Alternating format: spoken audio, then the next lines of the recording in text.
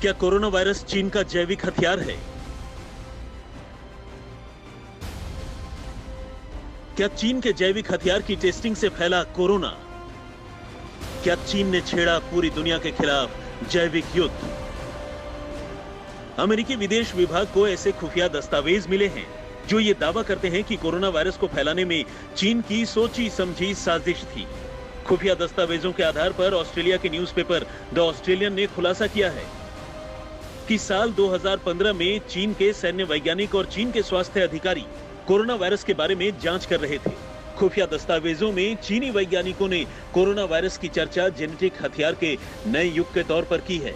खुफिया दस्तावेज में चीनी सेना के हवाले से कहा गया है कि एक जैविक हमले से शत्रु की स्वास्थ्य व्यवस्था को ध्वस्त किया जा सकता है। अगर ये खुफिया दस्तावेज सही है तो इसका मतलब ये हुआ कि कोरोना वायरस के जरिए दुनिया के खिलाफ चीन ने जैविक युद्ध छेड़ा है, जिसकी तैयारी वो पिछले 5 वर्षों से कर रहा था।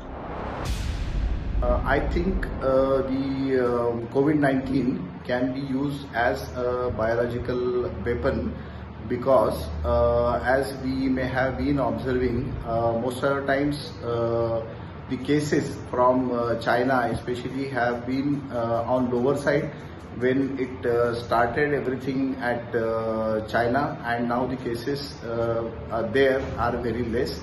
And if you can see the mutations in the virus, the second strain is definitely dangerous than the first strain which we observed clinically during the first wave.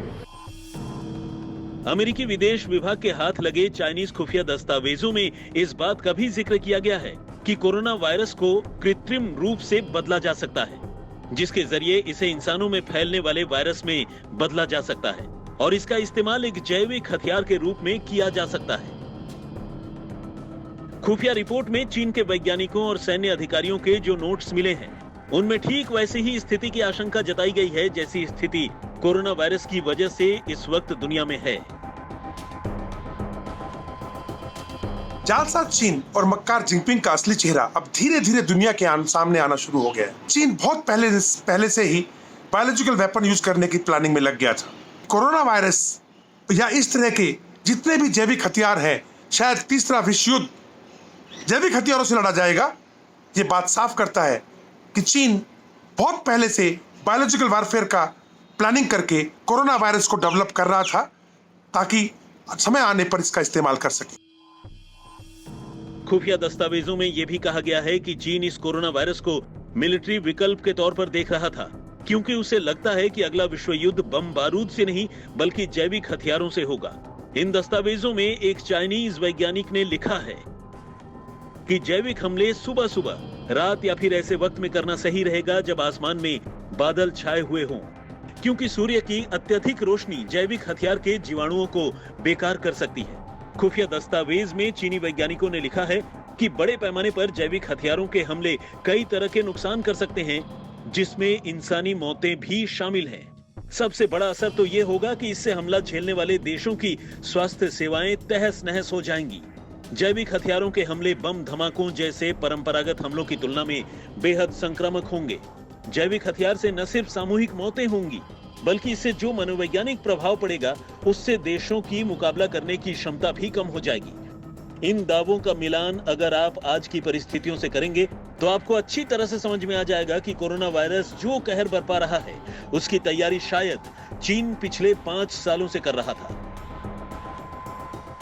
ये एक छुपी हुई लड़ाई है जिसमें कि जो एनिमी है वो अपना नाम नहीं ले रहा, बट बुनियादी तौर पे क्योंकि इस वायरस का आप अगर मूल्यांकन करें तो शुरुआत चीन से हुई, उनके लैबोरेटरी से हुई। काफ़ी रिपोर्ट्स हैं, काफ़ी उनके साइंटिस्ट जिन्होंने खुले में आके बोला उनको क्या किया, कैद किया कि कत्ल किया, अभी तक मालूम भी नहीं है।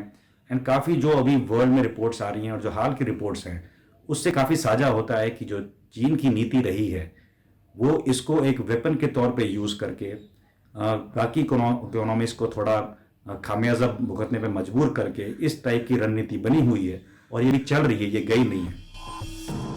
ये पहली बार नहीं है जब कोरोना महामारी को चीन के जैविक युद्ध वाली मंशा से जोड़ने वाला खुलासा हुआ हो।